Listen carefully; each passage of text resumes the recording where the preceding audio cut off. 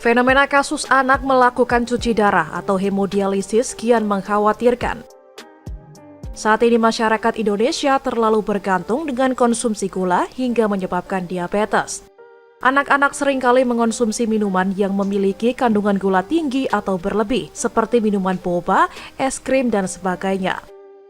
Oleh karena itu, anak-anak harus mengurangi konsumsi minuman maupun makanan yang mengandung gula berlebih.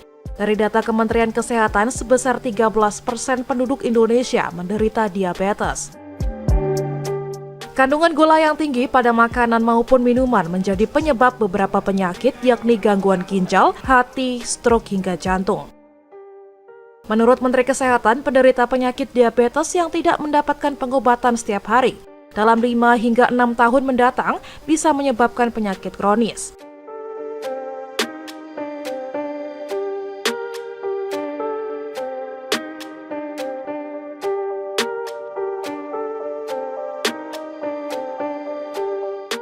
Ini banyak anak-anak sekarang dikasih minum sama makan gulanya tinggi gitu.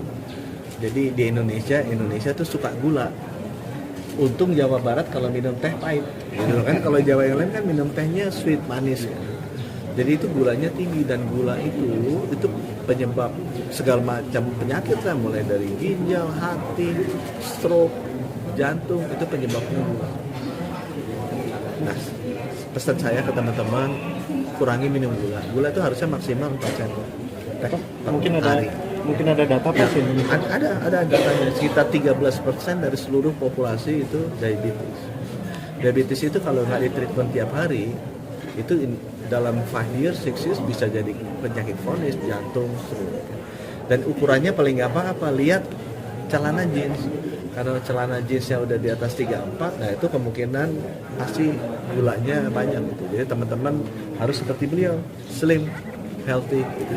Jangan seperti ini, karena itu bisa gula. Nah, masalahnya dari anak-anak sekarang minumannya kan gula semua tuh, apa tuh manis-manis, boba, es krim, apa segala macam. Nah, itu harus dikurangi.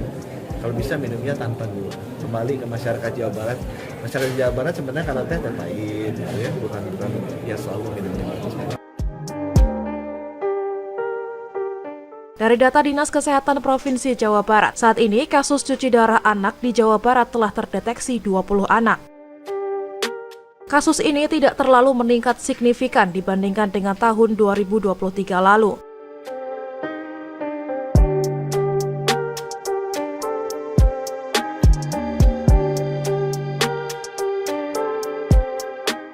Jadi gini teman-teman sekalian, kalau kita itu ada yang disebut dengan pemantauan wilayah setempat, ya. Maksudnya apa? Kalau tiba-tiba yang kasusnya dari tadinya tidak ada menjadi ada, contoh COVID dulu, atau dari yang tadinya biasa jadi 2 kali lipat lebih tinggi, itu kita pantau juga. Nah, untuk saat ini berdasarkan laporan dari Persatuan Ahli Ginjal Indonesia ya, Pernefri, bahwa tidak ada peningkatan yang signifikan gitu ya. Jadi masih ya pasien-pasien yang dulu saja yang sudah biasa melakukan cuci darah. Nah, itu informasi terakhir. Jadi kalau teman-teman, saya tadi kemarin udah siapa ya, Kang Sip atau yang nanya sama saya sampaikan lebih tepatnya memang data yang ada itu di Pernefri. Kenapa? Ya, di Persatuan Ahli Nefrologi Indonesia, karena Persatuan Ahli Nefrologi Indonesia itu yang mengampu semua tempat-tempat hemodialisa, baik itu di rumah sakit ataupun di klinik gitu. Saya sedang minta datanya sebetulnya, tapi terakhir sih tidak ada peningkatan yang signifikan gitu. Kasus-kasus anak? Iya betul, belum menerima, karena biasanya kita apalagi dengan Hasan Sadikin kan sudah TikTok ya, seperti kemarin kasus cacar monyet misalnya ya, langsung kita koordinasi. Kenapa? Karena Hasan Sadikin masih jadi tempat rujukan utama. Jadi setiap kasus yang sifatnya tidak biasa itu biasanya dirujuk dulu memang ke Hasan Sadikin. Nah, nanti dari Hasan Sadikin ditetapkan, oh ya betul misalnya ya, ini kasus harus seperti ini. Nah, nanti kita bikin sosialisasi bersama gitu ya, seperti yang sudah ya, COVID, monkeypox segala macam kan kita biasa Nah, kemarin hasil koordinasi terakhir tidak ada peningkatan yang signifikan di Jawa Barat. Sekitar berapa kasus mungkin? Kemarin itu berapa ya? Hasan Sadikin kemarin siarnya berapa? 20 apa 10 ya? 20 ya? Segitu. Jadi memang saya tanya juga ke teman-teman di kota kabupaten, nggak ada Bu, katanya nggak ada laporan yang menyampaikan bahwa menderita gagal ginjal pada anak ya. Karena kan sebetulnya gagal ginjal itu lebih ke arah orang dewasa ya, karena penyakit diabetes, hipertensi, stroke ya, yang terbanyak ya.